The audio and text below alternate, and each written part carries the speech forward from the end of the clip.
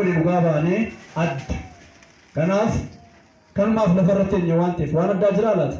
Jira waan lafarra teenyeef guddummaa Waaqayyoo ibsu, gaarummaa Waaqayyoo dubbachuu, ifa taanee mul'achuudha malee waan biraaf Waaqayyo lafarra nu keenya waan ta'eef hin dhuffinaa, hin dadhabinaa. Tolee eessaa dhuftanii maqaan keessan eenyu jedhamaa? Waaqayyo maal isiniif godhe? Ani kanan dhufe asii Adaamaa Obeelli biraa dhufe Waaqayyo gochaa baay'ee naa godhe. Torbaan roobii darbee mana koo taa'ee mucaan kun eega qabamtee waggaa 5dha. Waggaa 5 kana keessatti lukaan qabamtee mana hospitaalaan deemaa furteen arganne. Isumarrayyuu luka shibichaa otoo hin taane daa'imni waggaa 5 ofirratti abdii ofirratti bincuutti mala nabe betta. Firri mala nabaas hundee ambaan mala nabaas hundee taa'een bo'ee roobii darbee taa'ee otoo niyyee Waaqayyo bakka kanaa booda ani dadhabeen jira. Bakka lubbuu googaati mucaa koos taa'ee laami dadhabeera. Michuus dadhabeera. Yaa Waaqayyo lubbuu googaati jedhee Waaqayyo otoo hin kadhadhaa jiru obboleettiin kiyyaas keessa jirti. Argitee dhuftee Waaqayyo danda'aadha lubbuu keerratti maa faraddaa naan jettee bakka nan dadhabeen jedhe. Fidimee footoo ishii nan kadhachiisaa chachiin deemaa jira nageessii kadhachiisaa naan jette. Hundaaree haa ta'u oduu jedhee footoo ishii fuudhan itti kenne. Waaqayyo danda'aadha anatu dadhabe malee. Waaqayyo oolchaadha anatu dadhabe malee.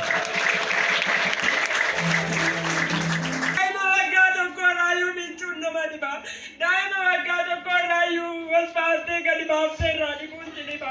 Ani garuu nan dadhabe waggaa 5 dadhabe waggaa 5 booda nan dadhabe nan boo'e waaqni koo na dhaqqabe.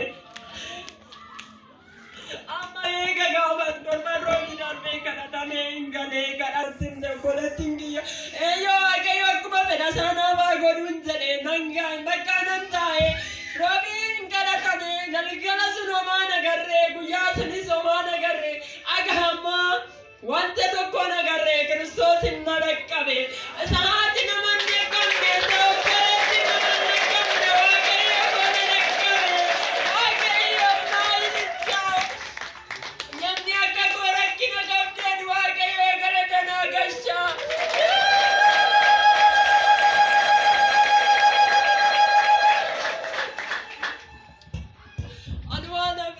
Obboleessa kiyya sanaaf kadhatee Waaqayyotti dubbate naaf eebbisaa. Waaqayyo ammallee ayyaana isaa ammallee kennaa isaa akka baay'isu isa dadhabe isa kufee akka inni kaasu Waaqayyo isa naa eebbisaa.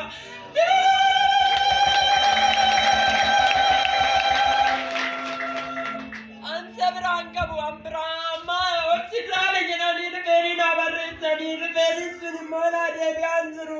Dhufeeriin argaman jiru ani immoo malan dhabeen jira mucatti waggaa 11 dhugaana jetteen deemtu waan ta'eef Waaqayyo danda'aadha. Waaqayyo fuulduratti harka keessan naa gaasa hiikamsiisiif haa ta'u naan jedha.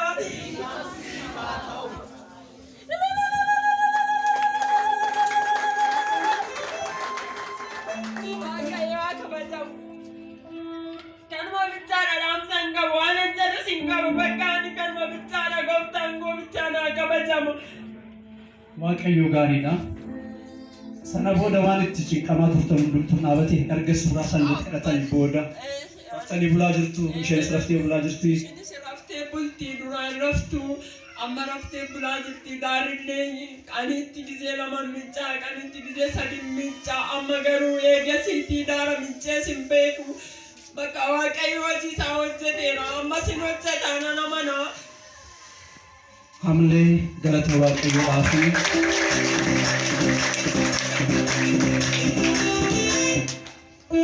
Waaqayyo gaariidha. Namoonni bifa kanaan akkatti jiraannu Waaqayyoof nuti beekamtire. Namoonni rakkina hidhaa akkasii hedduu qabnu jirra gola keessa waan ta'eef akkasummoo mana ta'anii amantiidhaan suura erganii fayyuun amantii caaluudha. Galanni Waaqayyoof haa ta'u. Suura erganii amantiidhaan garaadhaan yaadaan jireenyaan mul'achuun waan guddaadha waan ta'eef ammas inni nuti waaqessinu kun labsiidhaan isa diiguu danda'udha. Haleluuyaa. garacha hara, luka hara, ija hara, burra hara, kale hara waaqayyo bira jira. Galanni waaqayyo faato. Nu eessatoo mishamne jiru. Kiristoos biratti mishamne. Konkolaataan tokko yeroo babbadu garaajii deema. Meeshaa isaatu achi jira waan ta'eef.